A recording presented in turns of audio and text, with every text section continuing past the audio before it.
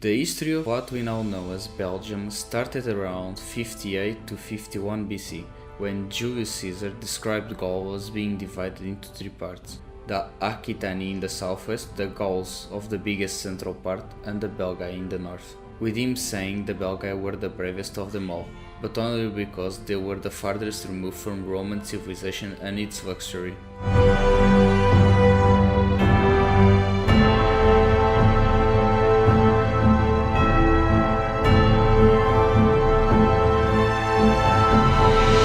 Caesar still conquered them after the defeat of Ambiorix, the united Gaul leader, turning it into a province of the Roman Empire and consequently calling it Belgica.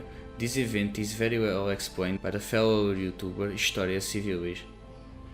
Things settled down during Roman rule, and around the 4th century AD they allowed the Franks to settle as well, making current-day Belgium a core state of the later Frankish kingdoms.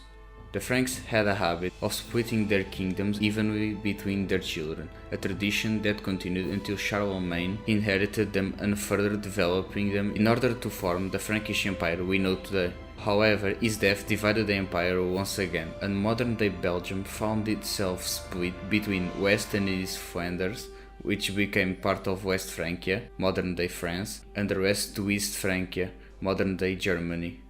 Even though in the 9th century the Belgian region was devastated by Viking raids, after they settled down from the 11th to the 13th century, its industry, trade and urban growth increased considerably, allowing the region to prosper, in particular the county of Flanders, with rich cities like Bruges, Ghent and Ypres, which were very important to the cloth trade and were connected to the Hanse trade network in the North and Baltic Seas.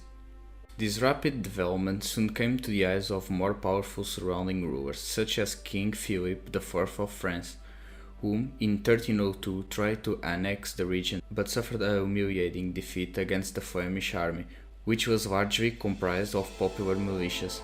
This battle is called the Battle of the Golden Spurs, and nowadays is commemorated by the Flemish independence movement as a glorious part of their history. The first Belgian king, Leopold I, even asked the writer Hendrik Conscious to romanticize it, in order to create a strong sense of Belgian nationalism. But even with that battle won, the Flemish still lost the war in 1304, after Philip launched a second campaign. During the 100 Years' War, Belgian counties and duchies enjoyed more autonomy, aligning more with England during the war, due to their cloths being produced with English wool, and the shortage of such would prove to be disastrous, leading many craftsmen to emigrate to England.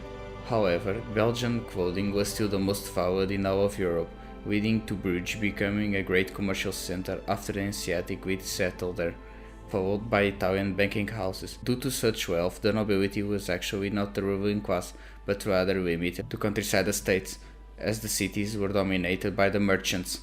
Around 1433, most of Belgian, Luxembourgish and Dutch regions of the Low Countries became part of the Duchy of Burgundy, under Philip the Good. Nonetheless, after his death, his territories were split between Austria and France, with Austria getting the majority of the Low Countries. During this time, the Low Countries, due to their culture and industry, were the second central Renaissance ideas in Europe after Italy. In 1519, Spain, under Charles V, inherited the throne of Austria and consequently the Low Countries. After his death, the empire was once again split, this time between his sons, with the Spanish successor, Philip II, inheriting the Low Countries as well as Portugal and its overseas empire, but that's already covered in another video. With the beginning of the Protestant Reformation, the Dutch, which were now Protestants, declared independence from Spain, starting the 80 Years' War. They tried to hold all of the Low Countries but failed to conquer the Catholic South, which remained part of Spain until the War of the Spanish Succession between Austria and France. This led to the French royal house succeeding to the throne of Spain, in exchange of giving Belgium to Austria, which remained part of it until the Napoleonic Wars, the time when Napoleon tried to conquer Europe and failed twice. After the occupations by Napoleon, Belgium was awarded to the Netherlands in the Congress of Vienna, albeit it didn't remain like that for long, due to the tyranny of the Dutch. This led to a Belgian revolt in 1830, gaining support from France, that wanted a weak state at its northern border, and consequently winning the war, but badly. The Russians wanted to keep things the way they were, and wanted to support the Netherlands.